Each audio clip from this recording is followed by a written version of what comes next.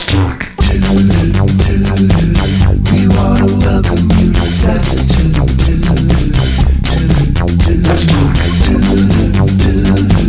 The show's alive because of SAZETU. SAZETU is brought to you by Maine Spirits. Learn more about the delicious spirits they import into the great state of Maine and the cocktails you can make with them at mainspirits.com or by downloading their app for your smartphone or visiting them on Instagram at Maine_spirits. Promotional consideration by State Theater Portland. Visit statetheaterportland.com for an up-to-date schedule of virtual events and upcoming announcements as we get closer to normalcy. And Sun Tiki Studios, a top-notch rehearsal and performance facility located on Forest Avenue in Portland, Maine. Learn more at suntikistudios.com. Welcome to Happy Hour, brought to you by Maine Spirits. Who are Maine Spirits? You might be asking. Maine Spirits are responsible for bringing all the delicious spirits, liqueurs into the great state of Maine. And they charge me with showing y'all how to make drinks with those spirits, and today is no exception. We have a video series you can watch on the Maine Spirits YouTube page, which you can access through their website, mainspirits.com.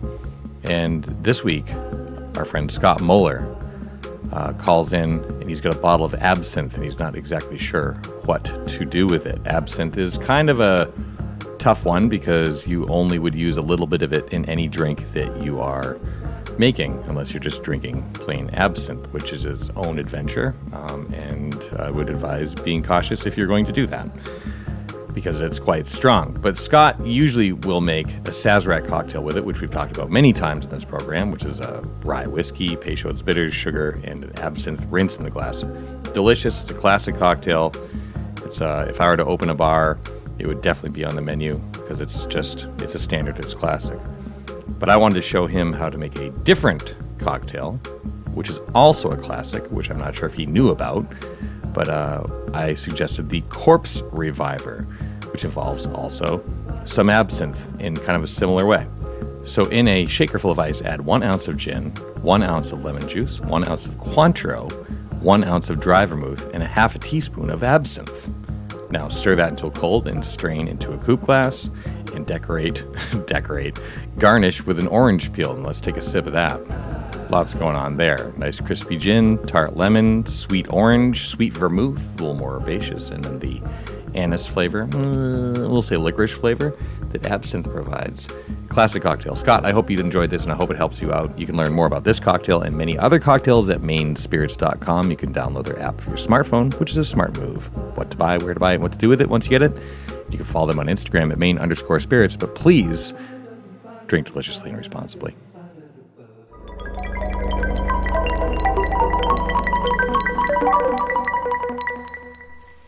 I am rolling also for the third time. Yeah.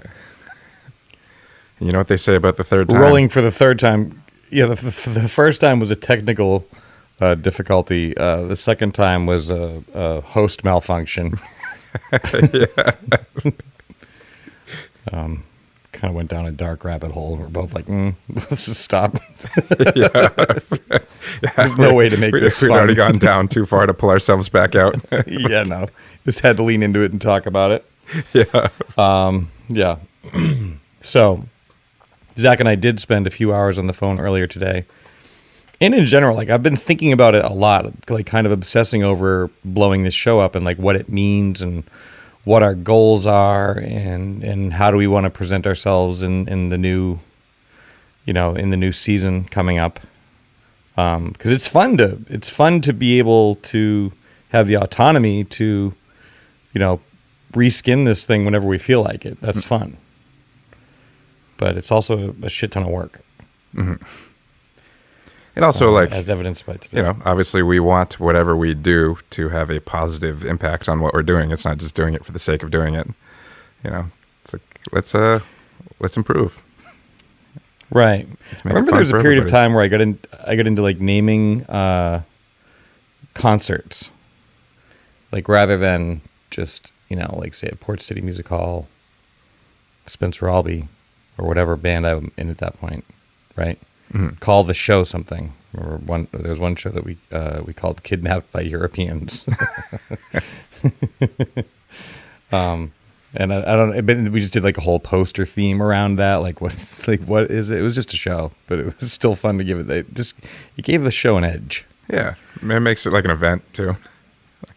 Right, and so Spencer explores the universe. That's season 1. Season 2, Spencer and Zach explore the universe.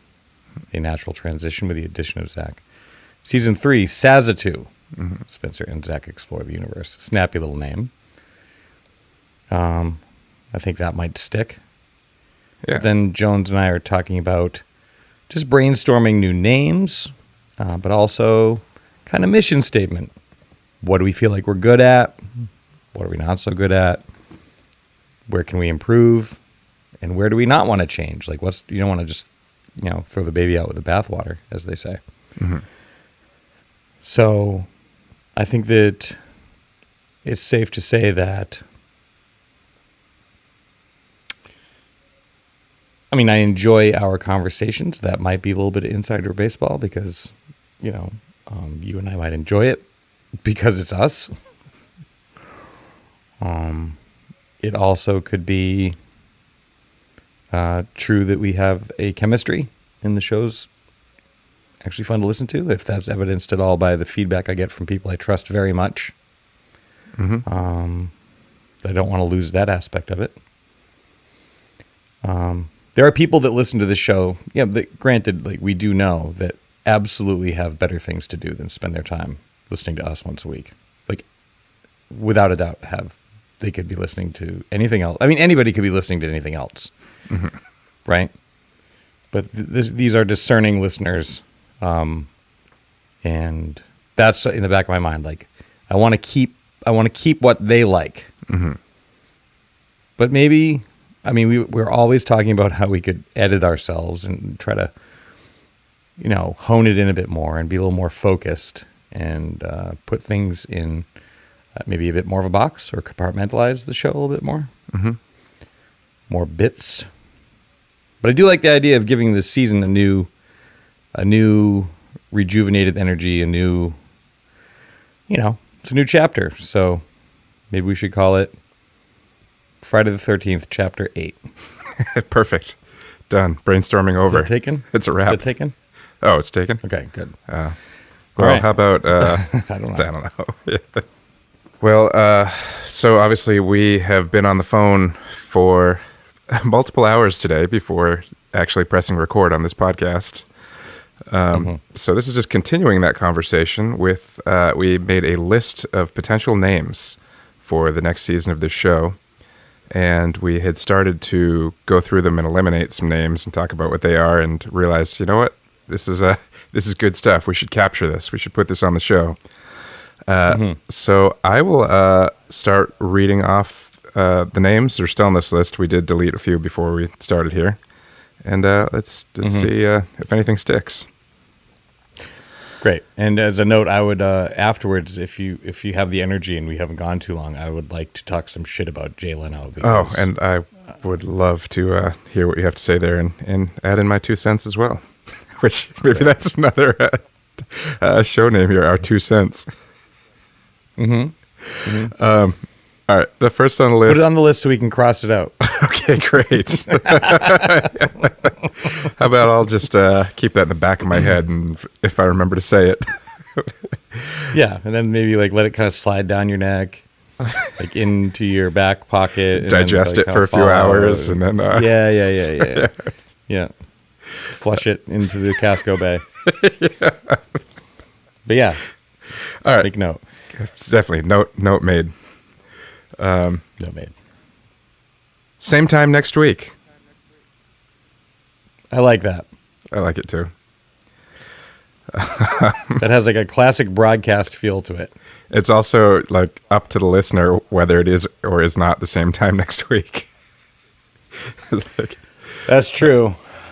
Yep. But we will post maybe same time next week, but also maybe. There you go.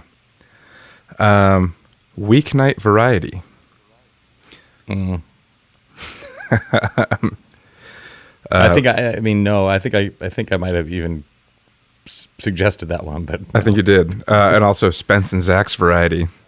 Like we're a corner store. That I like because it kind of reminds me of like a corner. Like the imagery is like a corner store, and inside is a variety. We also had SAZETU variety. For some reason, this one makes me laugh every time. Starring Spencer and Zach, with Spencer and Zach. It is good. Like, anybody who knows us will just be like, "Oh, come on! Like, really, you're gonna put your names twice in the title?"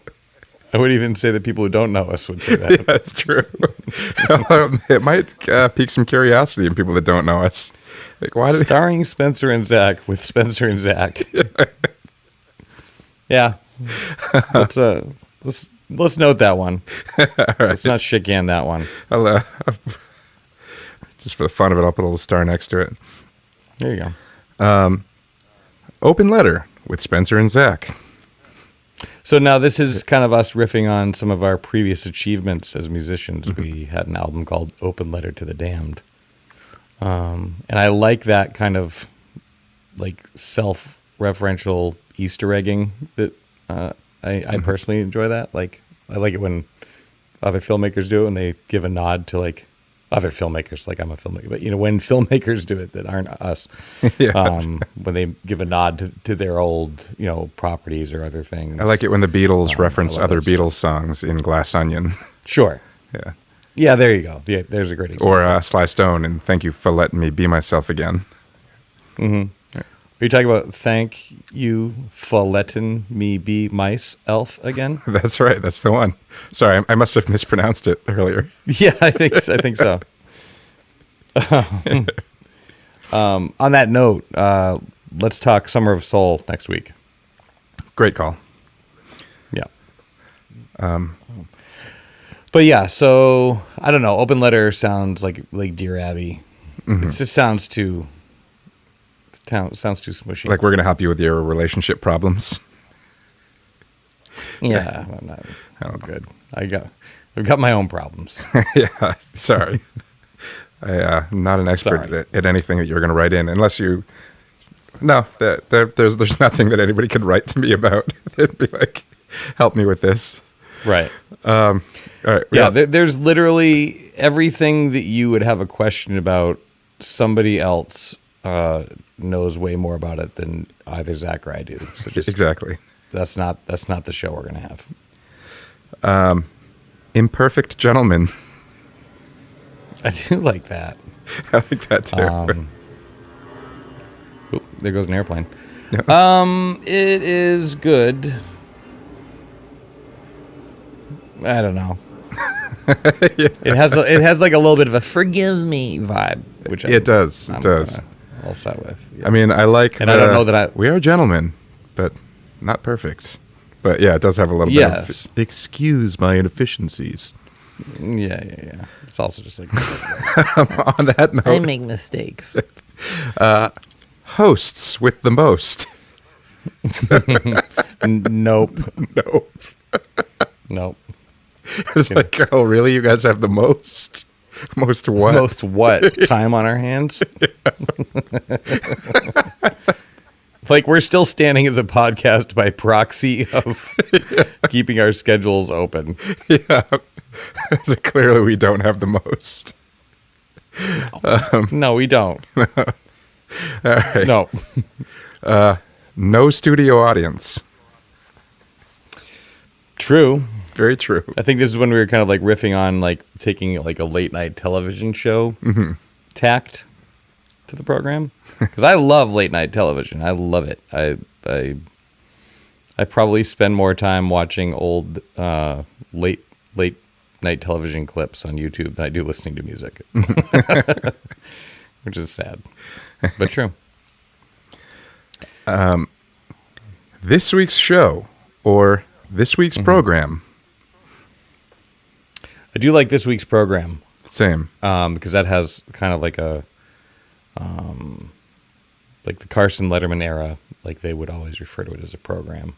Mm-hmm. Has that OG showbiz kind of speak, which I like. This week's show.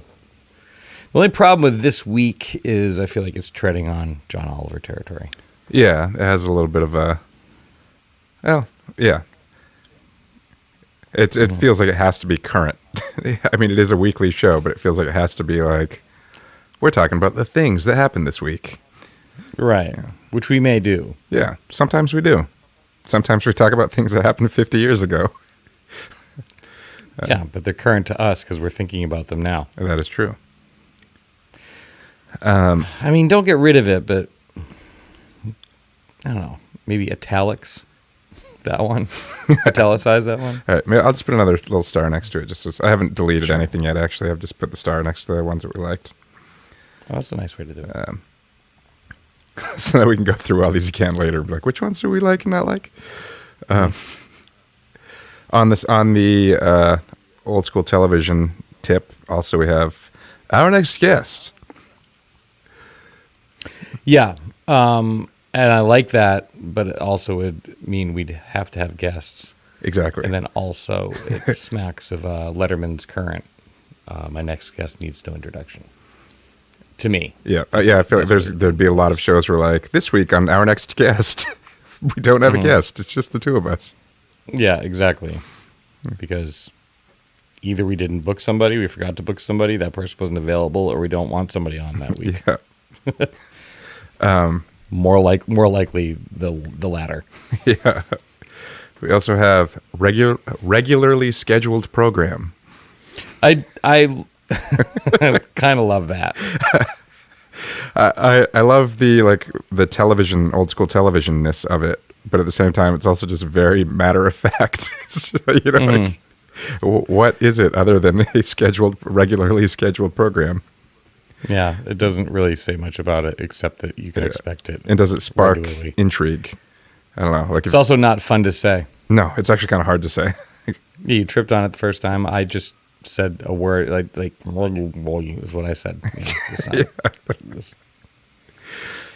Also, we'll be right back.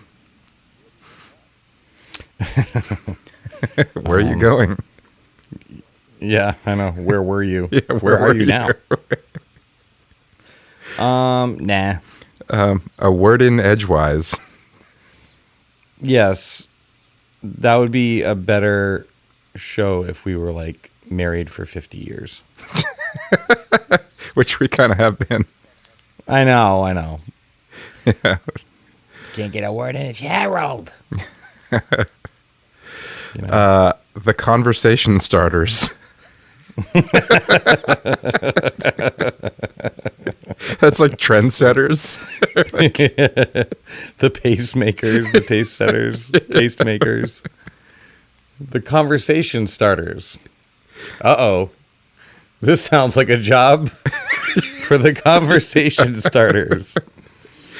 Awkward silence getting you down? It's funny, but not that funny. Yeah. All right, so moving on then. I don't even remember typing this. Nostalgic for now. Oh, yeah. Yeah, that's an idea I've had kind of kicking around for a while. It's pretty good. Yeah. That sounds more like an emo, broken heart, boo-hoo thing. Yeah. You know? Yeah, that's true. It's like the guy who hasn't broken up with his significant other yet, but knows it's going to happen. It sounds like a guy who hasn't broken up with his significant other who's already broken up with them.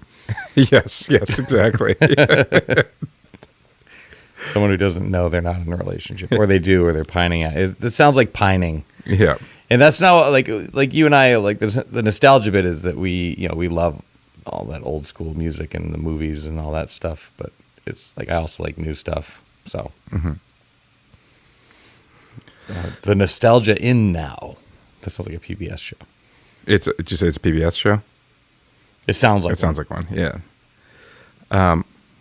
Common Interests, which also kind of sounds like a PBS show. Yeah, that sounds like what's that movie with Timothy Hutton and Ordinary People? Oh yeah. Yeah. which was also an Academy Award-winning film for director Robert Redford, right? Was that Ordinary true. People? Or am I getting that confused? Yeah, I think so. It was based on a book. Yeah. I guess it's not important to this conversation because now I'm not standing. Sounds like it would star Alan Alda. Where was I? Oh, yes. A Shared Enthusiasm. That sounds like a British drama. Yep. Or like a hobby program. Today we're here with James and Sasha, who both love bird watching. Well, my wife watches a show called Gardener's World. It's a bunch of like British people like gardening and talking about gardening, and it's like kind of like beautifully filmed, and it's hosted by a guy named Monty Don. That just sounds like produced by the same company as A Gardener's World. Yeah. Sounds kind of relaxing, though. British people talking about gardens. Oh, it's awesome. Yeah, I'll sit there like, I get it. It's like a total Zen moment, and it's like their dogs are on the show. Mm-hmm. It's like, and I'm not going to try to do like British accent. Well, maybe I will. It's like, and today we're going to be planting our azaleas in the front garden. And, oh, look, Zeke the dog. Like, like the dog's running around. Like, I don't think he likes this rain very much. It's very calm. And then they also have they give you like homework, like something to do over the weekend. Ah. Your tasks for the weekend. So yeah, it's pretty nice. But also not the kind of show we're doing. No, not at all. Four Eyes. Which I like that. I obviously wrote down as the number 4 because we both wear eyeglasses. But it's also, if it were just FOR, the show is not 4 Eyes. It's for 4 years. Yeah.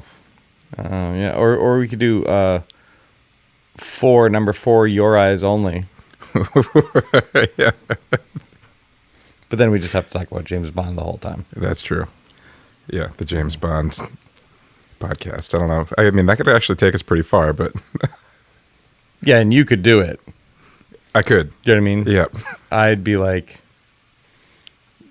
I have some holes in my Bond. Yeah. Yeah, so. I mean, like any other franchise, there are a handful of them that are not quite essential. But unfortunately, or sometimes unfortunately, because I'm a completist, I have to take in the non-essential ones multiple times. So. I get it. Next, we have Revenge of the Nerds. I do love it. Yep. But I think, as discussed earlier, we probably love it because of 30 years of branding. Yep, exactly. And multiple sequels. Yeah, are there multiple sequels? I think there's at least 2 sequels. It's like, it's kind of like the lowest common denominator of the gross out comedies, right? Like Porky's, that. Animal House is in there, but they kind of like kicked it off, really. Stripes, Meatballs, like the slob comedies. Yeah. I mean, arguably the best thing to come out of Revenge of the Nerds is that there's a character named Booger. A coming-of-age story about a boy named Booger. Named Booger.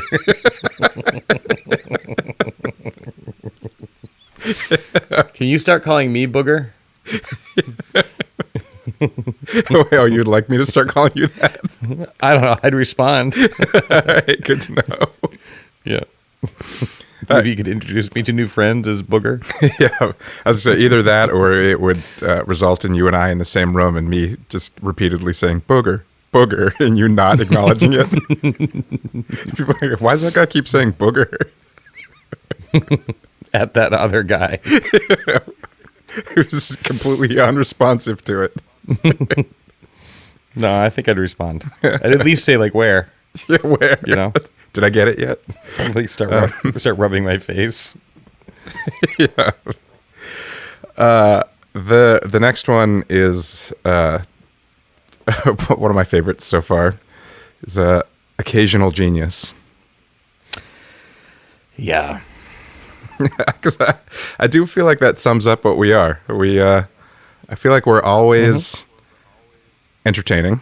And, sometimes we record shows and afterwards we're like, that wasn't great. And then we don't release it. We record another one.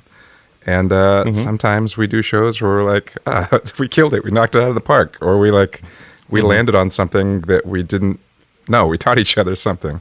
Occasionally, the show does ride the line. I feel like we get there every now and then. Yeah. Especially for two people without a writing staff. Yeah. Or, self-produced. And it's pretty mom and pop organization over here. It's got the, the self-degrading part of it. Like, no, we're not genius all the time, but it also gives us credit. It's like every now and then we get there. Yeah. It sounds like we're being cocky, maybe about the right moments. Exactly. Yeah. It's like the guy who, I don't know, takes 100 3-point shots and only hits 2 of them, but then dances around the court when they hit the ones.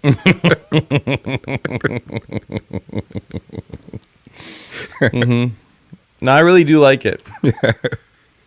Occasional genius. And then is it occasional genius with Spence and Zach? Okay. Yeah, and also it's like to the listener, they're like, I don't know. I mean, do I want to pass on this episode? It could be one of the genius ones. I don't know until I listen to it. Yeah. Yeah. And then we had a slight variation on that, which was occasional brilliance. But I will say that occasional brilliance sounds like that's too cocky. That kind of sounds. Occasional genius does make me think of Baby Genius. Yeah. Occasional brilliance sounds like an Elvis Costello song. Yeah. Yeah. Which would be an excellent song for Elvis Costello to write, but maybe not the best name for a show. Yes. All over the map. I mean, that's pretty accurate. It is. But also kind of sounds like a British guy going around the world. Yes, it does.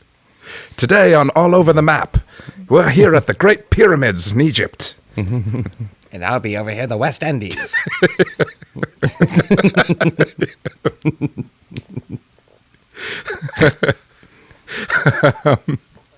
Off topic, on point. Yeah, I think that one we determined sounded like some early era Tucker Carlson program. Yeah. I'm on the left, and I'm... Yeah, that's Bowtie Tucker. In the middle. On CNN. Tucker. Was it Crossfire? That was the show where Jon Stewart came on. He was like, you guys Why are you doing this? You have such an opportunity here, and you're wasting it with this partisan horse shit. Yeah. What's the word? Yeah, you guys are, what's the word for it? Oh, yeah, hacks. He's like, what, you're 35 and you're here wearing a bow tie? I miss Jon Stewart. Oh, man, me too.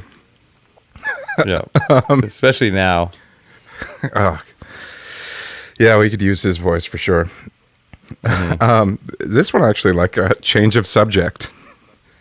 I like that one too, except that I feel like if people are going to continue tuning in, they'll be like, well, what's the change of subject? Yeah, because they're doing the same shit they always do. I'll tell you what, folks, we've decided that the show kind of lands right where it lands, and every song finds its true intended tempo, and I think this song has found its tempo in that this is, if I don't think that if you like, okay, Mark Maron, I listen to Mark Maron because he has interesting guests.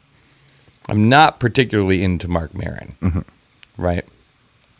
Though I do think he does ask some good questions sometimes. I do listen to shows like Conan or Smartless, right? Those are kind of like my weekly hangs because no matter who's on, because I like them. I like all those people I mentioned that are on those shows. I like hanging out with them, and if they bring somebody on, I'm sure there's a reason. And I would say, obviously we don't have the global outreach that those people have. Yeah, but, Alec Baldwin's not going to show up on our podcast anytime soon. Not unless you got lost. Yeah. Or we prank call him and say it's Mark Maron. That's right. It's like, why am I getting this link to a... I don't know. Like, that's not Tony Bennett. I don't know who that is. That would actually be the best publicity we ever get, because he would definitely shit talk us afterwards. Yeah, maybe. Yeah, you never know. He's a wild card, that guy. All right. Yeah, I used to follow him on Instagram, and I'm just like, what? What are you talking about? I was like, oh, wait, you're not actually Jack Donaghy. Never mind. Although if he was Jack Donaghy, you wouldn't think he was funny. You'd think he's like kind of repulsive, I think, right? I mean, yeah. Yes. Yeah. Yeah, he's like the anti-hero of that show, right? Yeah. And although, I mean, I do absolutely love the chemistry that he and Tina Fey have. Is like, like, oh yeah. Like, I like that he's like basically talking down to her all the time, but they're also like close friends. Mm-hmm. It's pretty great. Well, she knows that she ultimately has the upper hand. Yeah. In that relationship, but that's my takeaway anyway. Like, he has a lot of bravado, but ultimately, like Tina like rules the roost. Yep. Liz Lemon, as it may be. The matter at hand. Nope. No. Nope. This week, I like it on the matter at hand. That's right. That's like McNeil Lehrer NewsHour. Yeah. All right, get to the point. Again, accurate. But what is the point? It's true. What is the point? Which actually is the next title I have written down. What are you getting at? Mm-hmm. What's the point? Yeah, what's the point? Although I think we sort of acknowledged earlier that most of the ones we came up with a question mark at the end all just sound like game shows. Yes, it's true. Yep. So I only have a couple more left, which are Friends from Away. And yeah, I think that's when we were kind of like riffing on, like, maybe we could be considered by listeners as friends. Like, oh, I'm going to listen to my friends talk about something, whether they know us or not. Which actually, the next one, I feel like encapsulates that even a little bit better, which is the best friends you never had. Mm-hmm. Except for it's kind of insulting to the listener for saying they never had best friends. Well, it's not to say that they... Yeah. I guess. They just never had friends like us. That's right. Yeah. You haven't lived if you had friends like us. And the other title that I said earlier that I was going to put in my back pocket and let slip down the hole in my pocket onto the floor has done that, because I already forgot what it was. So it's already off the list because I never wrote it down. There you go. So that one took care of itself. Well, I think the lead... Occasional Genius is it's pretty good. It's pretty good. I think I'd like to stew on that. But like, where we're going to go with it is maybe we're talking about bringing the show just a little more structure. Mm-hmm. So maybe just a little more structure to what's already happening. Mm-hmm. What's happening now is we have an intro bit where we kind of talk about some stuff. We sort through the stuff. So maybe that's where we're kind of getting into like the week in review, that kind of thing. So we can, talk about some news stories that happened and choose to engage or not engage those or whatever. Mm-hmm. And then get into the meat and potatoes of the conversation, which we can also do now on this episode. Great transition. Thank you. So we did a bit on an episode, on Conan leaving late night TV a while ago. And because of him leaving, I think there's that resurgence. And I saw this too back when Letterman retired, right? Mm-hmm. All of a sudden, I found myself going back and watching like all these episodes of Late Night, or The Late Show rather, that I had missed. And then as a result, Late Night. Because like, there's no more new stuff. It's like one of those things that you kind of take for granted because it's just on, like Conan's on. Then you take it away and it's like, oh shit. So it's like also trending as a result, because I don't think I'm alone in kind of going through this. And then Sean Morin reached out to me saying basically that he had been watching a lot of Conan, like more than he normally ever has since he retired. And I was like, yeah, that's like kind of like a thing, right? And then he also realized that he didn't have kind of a timeline. He didn't know the timeline of like where things had happened and when and who hosted what and when they moved to this and all that. And I kind of like dipped in like, oh, the Late Night Wars. He's like, I've never even heard of that. So I basically like gave him this timeline of network television talk shows as I knew it to that point. But then as I'm writing this list to him, like I didn't look it up. I was just like this and then this and then this, and this person came in and that person retired. And I just realized like, wow, I've actually spent an inordinate amount of time reading about this. And I wouldn't call it research because I'm just enjoying it. But even last night, I watched an hour-long YouTube documentary, which is really well done. It's called Three's a Crowd, and it was about the transition from Johnny Carson through Letterman, but also where Tom Snyder fit in that picture, and then Jay Leno kind of enters the picture, right? And it occurred to me, as it's occurred to me many times over the past few weeks, that because Conan's trending, because I already watch a shit ton of late night programming anyway on YouTube knows, like, yeah, you might like this. I'm like, yeah, you damn right I do. And I watch it. And there's like a lot of like Leno shit coming up, like Leno appearing on Letterman, like as a guest. And he would come out as a guest on late night and sit there and fucking do bits, like just comedy bits, not like interactive bits with Letterman, not like they're sparring and kind of like feeding off each other, like, yeah, because Conan does bits too, but it's different. It's always like, I feel like you're always in a writer's room with that guy, right? But no, he's just sitting there doing his like, like, cabs in New York City, am I right? It's like, well, up. In Leno's mind, he was probably thinking, I'm going to go on Letterman's show and I'm going to do my bits and the audience is going to laugh so hard and then they're going to become my audience. Yes. So I've never found Jay Leno to be funny. I don't think I've laughed at one fucking thing that guy has said. The only thing funny about Jay Leno is Jay Leno. Like, he's fucking hilarious, like, as a subject. But, like, his jokes are just, like, he just panders to the dullest, the dimmest bulb in the room. and it's just awful. Dude, remember the Doritos commercials? Crunch all you want. We'll make more. No, I don't remember those, thank God. Yeah, he's the fucking Doritos guy. Bill Hicks did a whole bit on it. Oh man, he has a whole bit on everybody who has ever sold their soul to like advertising.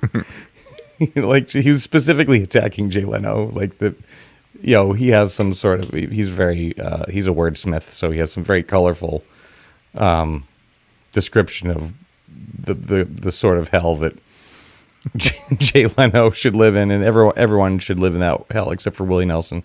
Yeah. Because he was like paying back taxes. But yeah, so he was crunch all you want, we'll make more.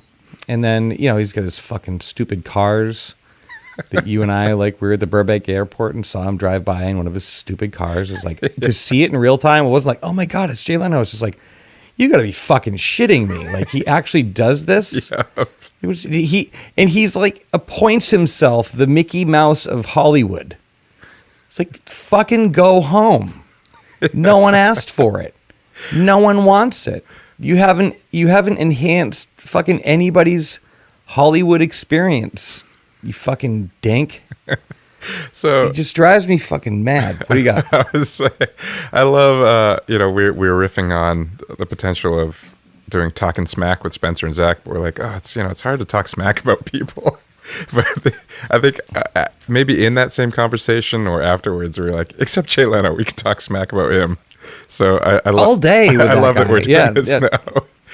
But Yeah, like I don't want to like sit and talk smack about like people, like human beings. yeah, but Jay Leno is like, I don't know. It's like, especially like with the whole Conan debacle, which as our resident historian, I'll let you get into that in a second. But it's almost like if late night television schedule was like a Jenga game, Jay Leno was like the piece or one of the pieces in the middle that eventually got pulled out, but then decided he wanted to go right back in, and then a bunch of the other pieces fell off because that one had to go back in. Or he's the piece on the side that should have gone a long time ago, but he just like goes around to all the pieces around. He's like, I don't know, like maybe I should stick around. Yeah, maybe that guy, well, they should go. He's just he's just so fucking manipulative. And yeah, so the way the history goes, Carson had Letterman on often because he was like a comedian down at the Comedy Store, right? Mm-hmm. And Leno was also a contemporary of Letterman's, but Letterman would guest host the Tonight Show in the earlier days, and then also Leno would too. But then Carson basically cajoles NBC into giving this guy a show. He's like, he just saw a lot in common. He really liked the guy. Mm-hmm. They have a lot in common if you kind of look at it. There's that kind of Midwestern corn-fed sensibility. Neither of them suffer fools gladly. They're both super sarcastic. Slightly different styles. Mm-hmm. But fundamentally they come from I think a common place. Mm-hmm. And Carson really admired Letterman. And Letterman also admired Carson. But Carson could also see there is obviously a mass appeal to Jay Leno. Obviously, this is true. Mm-hmm. Probably in the same way that there's a mass appeal to the Ford Escort. Mm-hmm. Right? It's affordable, whatever. Or there's a mass appeal to zebra cakes or Slim Jims or some other garbage food that people just whatever. Things that are, you can like it. Yeah, the things that are at the checkout line at the grocery store, like the bubble gum and the bags of M&Ms and stuff. Sure. The afterthought that you just grab when you're already there. Yeah. 100%. Yeah.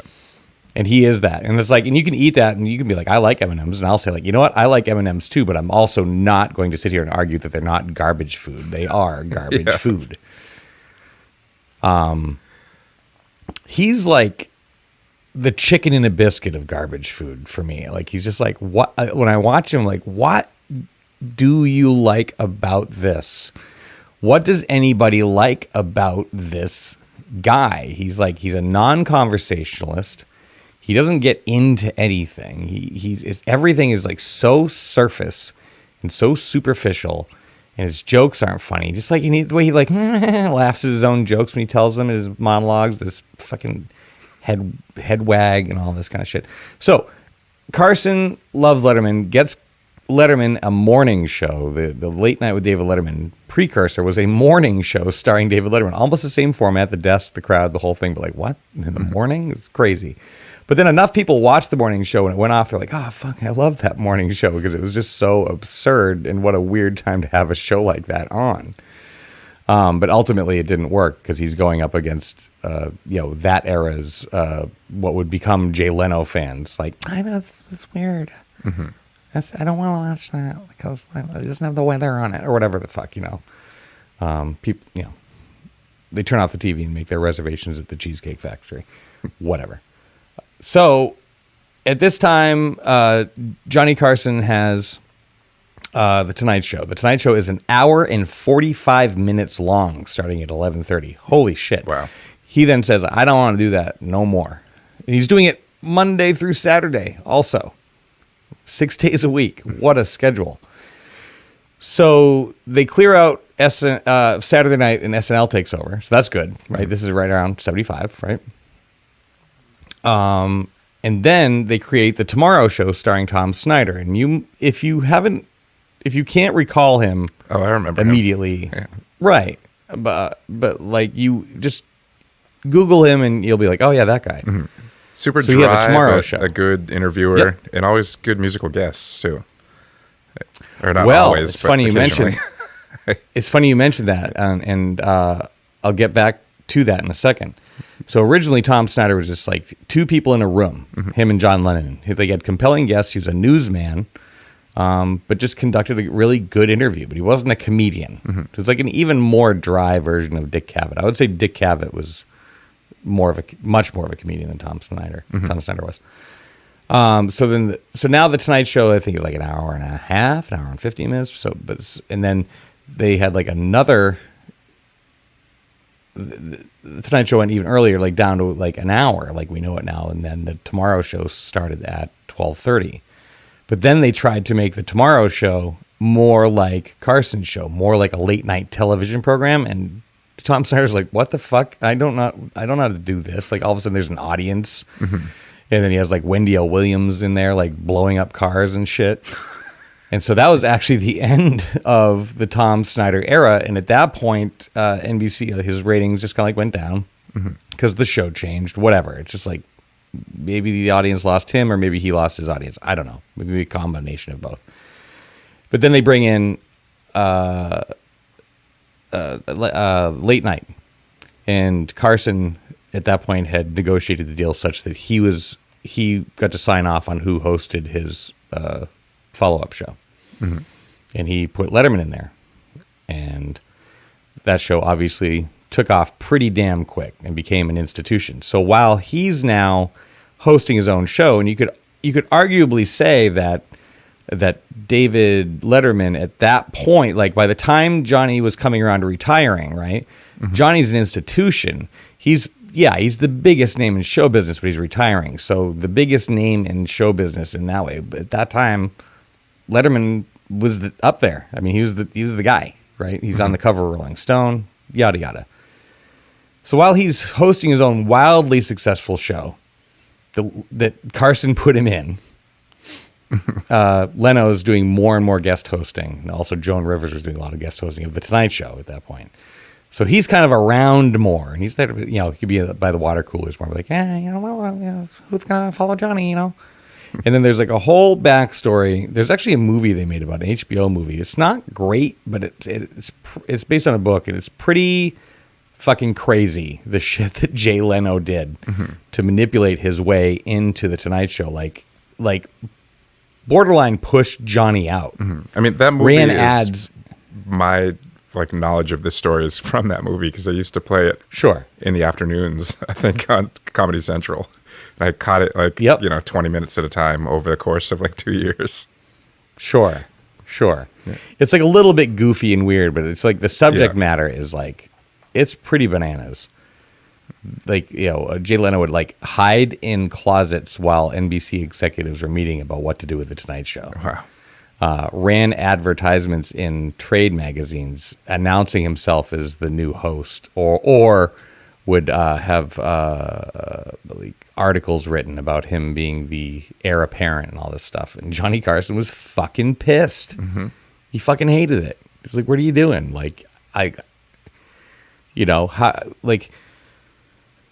Who said you? Who chose who? He just puts himself in. Nobody likes somebody who decides that they're in charge, right? It's declares themselves to be in charge. You're either in charge or you're not in charge. A friend of mine has a joke about the Ninja Turtles. He's like, Michelangelo likes to party.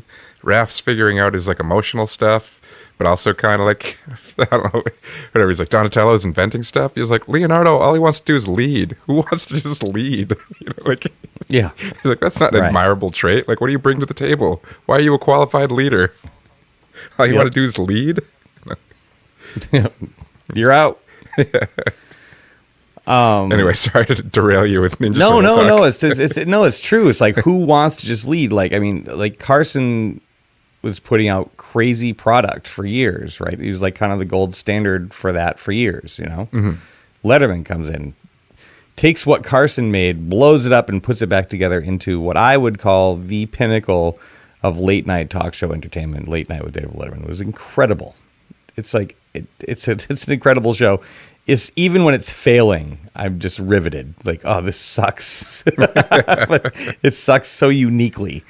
And it doesn't suck like Leno's suck, which is Leno at his best. Here's another thing to dislike about Jay Leno. No one ever says like, oh man, remember that time blank was on Leno? No one's going back to old Leno's and checking it out. You know, it's like he didn't have that chemistry with any of his guests. Like there's no Bill Burr and Conan. There's no Bill Murray and Letterman. You know, even like Cher and Letterman, where there's like animosity and they like come together in this glorious fireworks display, and it ends up being like fucking hilarious, and they end up like sincerely bonding over the event. You know, Leno's just fucking milquetoast the whole time, and he's hiding in closets. He manipulates his way into the chair, into Johnny's chair. Letterman's obviously pissed. Carson's pissed. Everyone's pissed. No one wanted Jay. He just made it happen and like used like, you know, like undermining. He has that way of like talking shit about people, but like using like kind of like slightly undermining language. And I will say also, like, I think one of the reasons that Jay Leno fucking chaps my ass so much is because like there are aspects of his personality that I can like see in myself, or at least myself historically, in ways I've behaved that I'm like, that's fucking dumb. Like that's a shitty like way when you to go go about things. That's a paranoid. What's that? Oh, I thought you were going to say when you go out to your garage and look at your classic car collection. Yeah, right. No. Like just like when I like there are times in my history I can look back where it's like I was trying to will things to happen or just like kind of like, you know, House of Cards things or whatever. You have to have that to a certain degree. I think it's good to be motivated. I think it's good to believe in yourself and advocate for yourself. But there's a point where it goes over a line where I think that you're just being fucking manipulative and you're not letting nature kind of do its thing. If nature did its thing and was allowed to do its thing, Dave Letterman would have gotten the Tonight Show. By all accounts. And that's also an era I really, really remember this like real time. I don't need to go back I do go back and read about it because there's always more to learn about it. But like I was there, and I just remember the kind of outrage at the time, being like, "What the like? How the fuck did this guy win it? Like, how did we end up with this non-candidate for the show?" And it's because like Jay like over advocated for himself and like just manipulated the situation and back-talked his way into the whole thing. And so Letterman obviously ends up over at CBS, and then he brings Tom Snyder on to follow him at the Late Late Show. Tom Snyder was also the original host of the Late Late Show, which lasted a few years there. And then that's Conan really where I remember Tom Snyder. As we know. And I've watched a lot of clips of him from earlier. I don't know, especially like when Elvis Costello performed on a show and stuff like that. But I really just remember him from following Letterman. Exactly.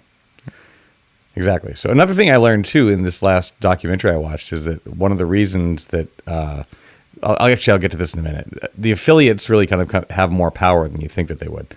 So fast forward to Jay has his dark or Jay had nothing but a dark period because he's a shithead. Dave had like a really dark period there for a while, and you can really see it. Like he was not being good to other people. He was not being just good to himself. He was just being a shithead. Letterman was being a shit. And I feel like he'd be the first to agree, you know. And you can really see it. You can see him kind of go through this whole thing. And then, in that period of time, I think is when his ratings really started to slip. I think that people can kind of sense that vibe, you know, like it's not fun over here, you know, kind of thing. And then Leno ends up like kind of like riding on top, which he can't wait to tell people like, number one for 12 seasons, you know. On average, although Letterman came out of the gate and kicked your ass in the ratings because he's fucking infinitely more compelling than you are, Jay. anyone's infinitely more like they wish if they'd given the show to Kevin Eubanks, the musical director, it would have been an infinitely better show. With an empty chair, it would have been a better show. Fast forward to the Conan times. In order to avoid the debacle of the previous Late Night Wars, Leno announces that Conan will get the Tonight Show in 5 years. And I watched him talk. I watched these announcements, and I was just like, it's insufferable, Jones. It's insufferable. If you want to become angry, YouTube Jay Leno announces he's leaving or giving the show to Conan, something in there, and he's just like, I talked to NBC and like, I don't have a manager, I don't have an attorney, I don't lawyer, whatever, all the agent, I don't have an agent, and they said we want to do this, and I was like, okay, well, I mean, I feel like I'm number one, but like maybe you want to wait till I'm number two. Like, no, we want to move on. I'm like, okay, that sounds like a good idea. It's like, and just the way he talks, I was like, that's not what happened. They told you they wanted you to step down, you undermined it and said like, well, I don't know. Like, I don't know if he's really going to do good in that time. Fine. All this stuff. And he convinces the fucking network to give him a 10 o'clock show. He does a terrible promo for it, which has him in a race car. There's the number 10 on the back. He winks at the fucking camera. Yeah. And, the boys are back in town. I remember like, that. Whatever. Yeah, it's awful. It's just fucking awful. Yeah. And so he goes on a 10, eats shit because no one wants it. Now back to the affiliates. Affiliates are now saying, we're not going to carry that show anymore because the ratings on Jay Leno's show are so low that it's causing people not to tune into the local news because they've already gone over to Kimmel or something. They've already gone over to ABC because they hate this show and they're just going to watch that news that comes on, maybe. Yeah. Wow. Which then leads into Conan on the Tonight Show. That's affecting his ratings too. And also keeping in mind that Leno's first couple of years on the Tonight Show did not go very well. He got his ass kicked by Letterman. Conan, I thought, came into the Tonight Show ready to go. I thought he was just great. I loved his show. Yeah. That's the first time I'd watched the Tonight Show since Johnny Carson retired. I mean, that was like his dream job, and he had been priming for it with his other show the entire time. Like it was a well-oiled machine by the time he was ready to just step in. Brought his band over, brought like I don't know. The mechanism was already working. He just got a more recognizable brand and a better time slot. It's like, it seems like it was meant to be, and apparently Jay Leno decided it wasn't. Yes, so Jay Leno gets in there, and because his ratings are tanking, they're losing a bunch of money. He keeps talking about how he doesn't have an attorney or a manager or an agent, but he keeps bringing up contract terms. So it's like, most people have those people in place so they don't have to think about it, but clearly like you like to think about contract terms. I'm like, if a couple of years shy of when it's supposed to be over, but okay, I'll do what you want, I just see him like being like passive aggressively threatening, and I feel like that's also a little bit of that sort of whatever, just trying to get the public on his side by being like, I'm just like you, I'm just a working guy. I don't have I don't have other people making these decisions for me. I'm just like you. I go to work every day and try to make the best of it. Not buying it. Yeah, just when I go to work, I have a number 1 rated late night show. Yeah, he's got to bring that up. It's the only difference. Did better than Letterman, did better than Letterman. So I watched the 60 Minutes clip with Conan and also with Leno. Leno's saying like, they're interviewing him about going into the role or exiting, like Conan coming in to Leno exiting, Conan coming in. And he's saying like, Conan's going to do great. He's going to go like all this stuff, how like, he's totally fit for the job, super excited. Fast forward. So obviously Conan, they offer to push Conan back to midnight so that Leno can have a half an hour at 11:30, and Conan's like, fuck off. I want to do the Tonight Show, and so that ended up in this whole thing. If you want to enjoy yourself for an hour or so, YouTube Dave Letterman on Conan versus Leno. It's like, so at this point, Dave, a knowing third party, could look at it and be like, oh, I went through this, and then here's the old players again, and he's just like, oh, it's just brilliant. It's also just a fucking debacle, and I think it's a damn shame that Leno was allowed to ruin Conan's Tonight Show. So without Jay Leno, here's what I think we would have had. Okay? Mm-hmm. We would have had Dave Letterman hosting the Tonight Show. And then you would have probably had Conan hosting Late Night, because all those transitions took place at the same time, and in my alternate verse, right? My late night verse. Jay Leno doesn't get a fucking show, and then we don't have to listen to his insipid bullshit for 20 fucking years, or watch his manipulative behaviors and just awful fucking jokes. Just don't have to deal with him. With his fucking silver mane. Ugh. Letterman would have retired eventually, probably right around when he did retire, which was right around after, Conan took over the Tonight Show. Mm-hmm. And then Conan would have probably taken over the Tonight Show, and he'd probably still be there now. Mm-hmm. Right? With the defense of Letterman. We don't have Leno in there being manipulative. I just think that there are some people in the world who all they bring to the world is horseshit and chaos and bad things. Mm-hmm. And I think that maybe Jay Leno is one of those people. Jay Leno's in it for Jay Leno, as evidenced by a second 60 Minutes episode I watched when he left the Tonight Show again after taking it back over. Mm-hmm. The same 60 Minutes host or whatever reporter asked him what he thought about Fallon, and he basically said like the same thing verbatim, almost verbatim, what he said about Conan taking over the spot. Mm-hmm. It's like all the same thing. Oh, I think they're doing really prepared. He's a great family guy. I think he's doing a great job. Wish him the best of luck. And the guy goes, You realize that you said exactly the same thing about Conan just like 3 or 4 years ago. And Jay's like, oh, did I say that? I don't think I said that. No, you did. He's like, oh, I guess maybe I did say that. It's like, oh, so now that you're like anti-Conan, you're going to take back the thing that you said? Or was it even true what you said in the first place? Mm-hmm. Does anything true come out of your stupid fucking mouth, Jay Leno? I also like, if you are on the anti-Leno train with me, Google Howard Stern talking about Jay Leno. I don't think there's a person on the planet who has more disdain for Jay Leno than that guy, and Stern has a way sharper tongue than I do. And he's not afraid. He's not afraid to say whatever the fuck he wants, because what are you gonna do?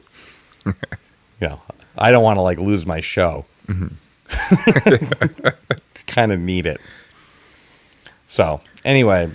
And I know like Jay Leno is not like the most relevant topic maybe, but to me it is relevant because it's coming up because of the Conan thing. It's like kicking up all this like old dust and just realizing how much different and just better this world would have been without Jay Leno's useless and forgettable input. Well, as you said, like if it wasn't for Jay Leno, rather than ending his show right now, Conan would probably just still be hosting late night.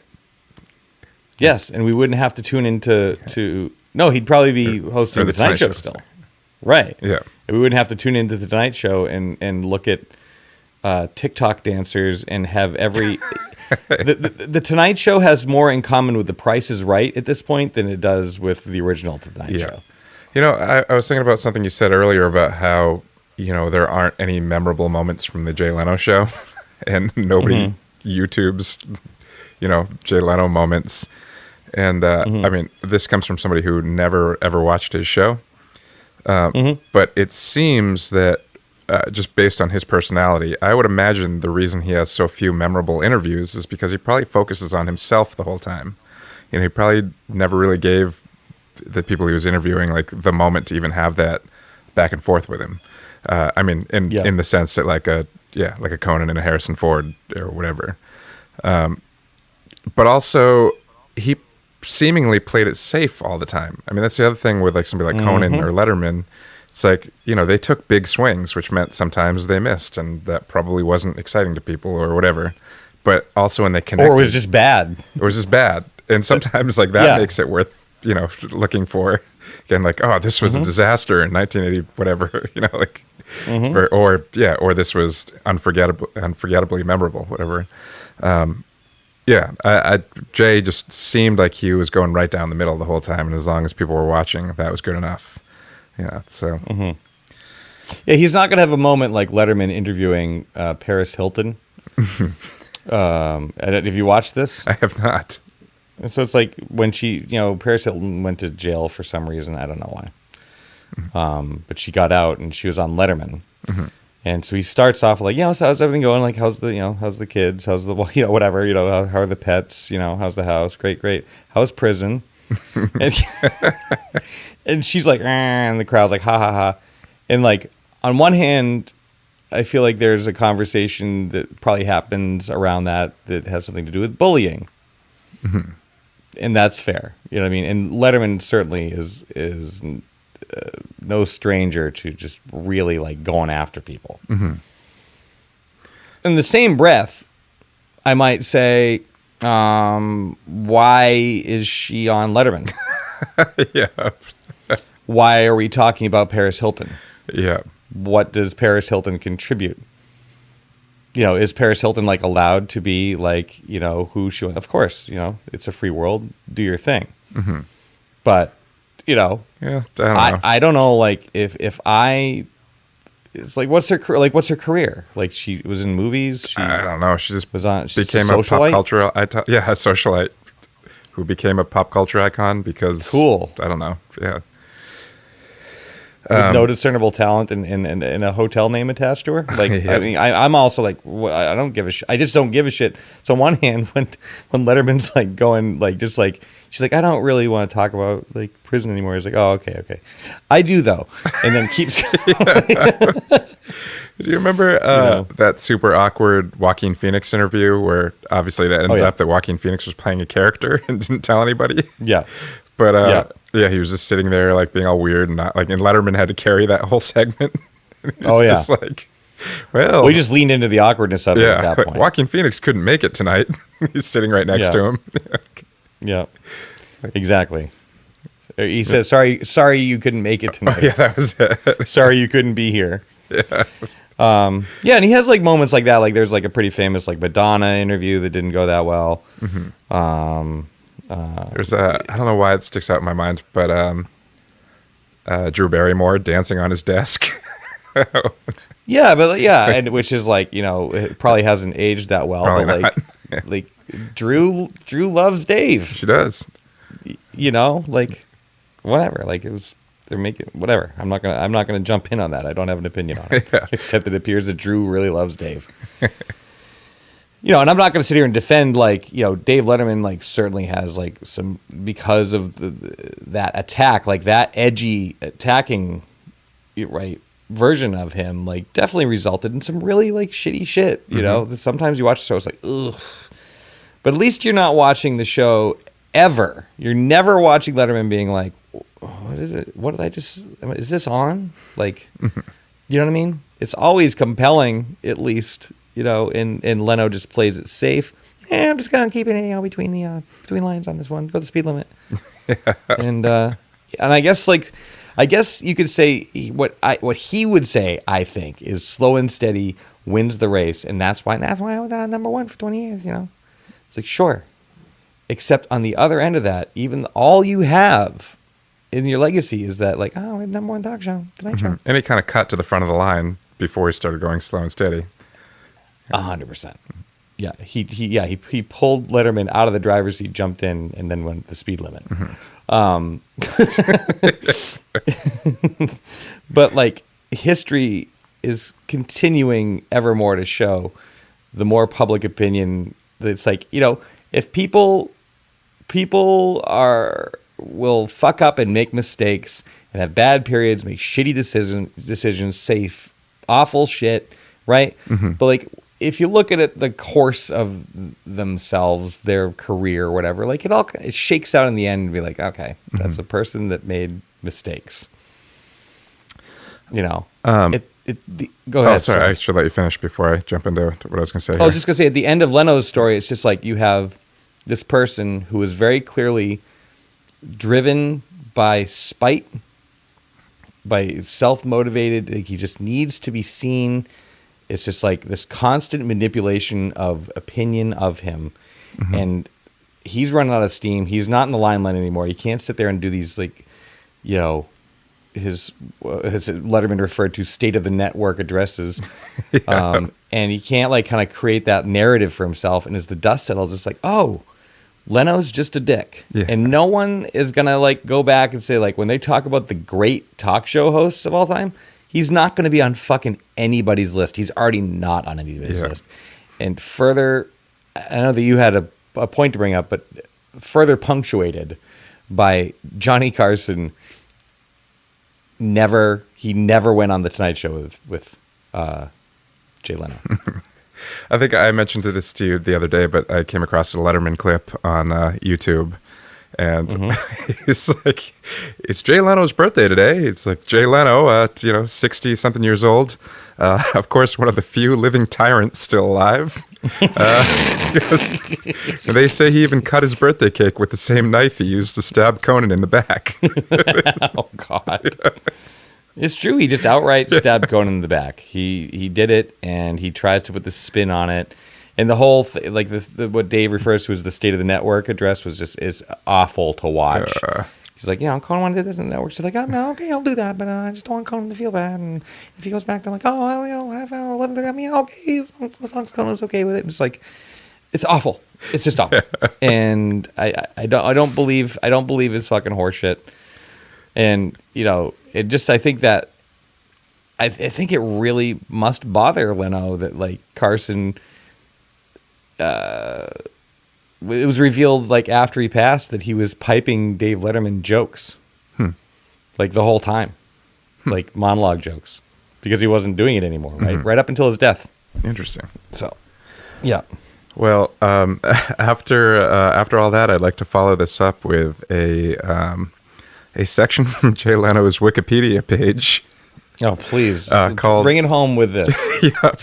This is support for Leno. It's toward the end of the page, of course. Who edited Jay Leno? Well, there's only 2 short paragraphs here, and I'm only going to read you half of the first paragraph. So, okay. NBC Sports chairman and former Saturday Night Live producer Dick Ebersol spoke out against all who had mocked Leno, calling them chicken-hearted and gutless. So that's what Dick Ebersol thinks. Also, Jeff Gaspin, then the chairman of NBC Universal Television Entertainment, also defended Leno, saying, "This has definitely crossed the line. Jay Leno is the consummate professional and one of the hardest working people in television. It's a shame that he is being pulled into this." That's it. Those are the only 2 quotes here.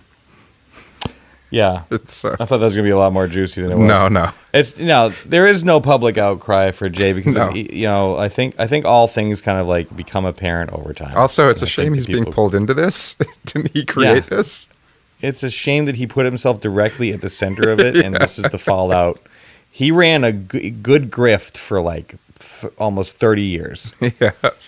I mean, and he's got all the money in the world to like dry. He can take those dollars and dry those tears with them. I really don't. To his credit, as far as I know, he pulled it off completely legally. So good for Jay for grifting for decades and not breaking any laws that I'm aware of. He's got the politician vibe. He's like he's got more to do with Ted Cruz than he does with Johnny Carson. Yeah, just like saying all those. When people, I've done it before too. Like you say something. I mean, I probably had to write more press releases than maybe like your average person. Fair to say, fair. And I've read some of them and been like, okay, like when am I running for senator? Because I don't have an agent and I have to write my own press releases. Yeah, exactly. I have no manager. I don't have an agent. It's me. Yeah, even being of like of the business mind and just like the strategic, I do love a nice strategy when it comes to like executing a plan. I do like that. In the same way that I like routing when I'm driving. Yep. But like, there's a certain point where it's just like, Yeah, What are if you? your route are you? is like drive over the 10 people in front of you, then take a Yes, right at the next exactly. light. Run. Yeah, run. Yeah, that's what his series saying. Yeah. Run the next 5 people off the road, and then in 200 feet, take a right. Yeah, Jay Leno, don't like him. Yeah, don't like him. If you do like him, I would love to hear anyone's defense of Jay Leno. And in fact, you can come on the show, and I will That'd listen. be great. I'm just not seeing Yeah, any come on. redeeming qualities, and that starts with in 1993 when he started being unfunny on the Tonight Show, which he never should have been hosting in the first place. But I'll listen, and that's all I have to say about that. And I greatly enjoyed hearing you say all that you had to say about that. I appreciate that. Yeah. In retrospect, I feel like I could have been a little more colorful with my language. But, you know. Well, I had a blast, so hopefully our listeners will as well. Hopefully. You have entertained all right, me. well, let's- I'll let you live for another day. I appreciate it. Thank you, my liege. Yeah, that's it. So, yeah, let's keep brainstorming on this show thing. Right on. I think we're getting there, but I don't think we're quite there. Not quite there, but we're getting close. Making progress. Right. Maybe we'll see you next week, y'all. Next week. I mean, I'll see you next week, Jones, Yeah. because it's a regularly scheduled program. Exactly. SAZETU is brought to you by Maine Spirits. Learn more about the spirits they bring into the state of Maine at mainspirits.com and what to do with them by downloading their app for your smartphone or visit them on Instagram at Maine_spirits. Promotional consideration provided by State Theater Portland. Learn more at statetheaterportland.com and Sun Tiki Studios. Learn more at suntikistudios.com.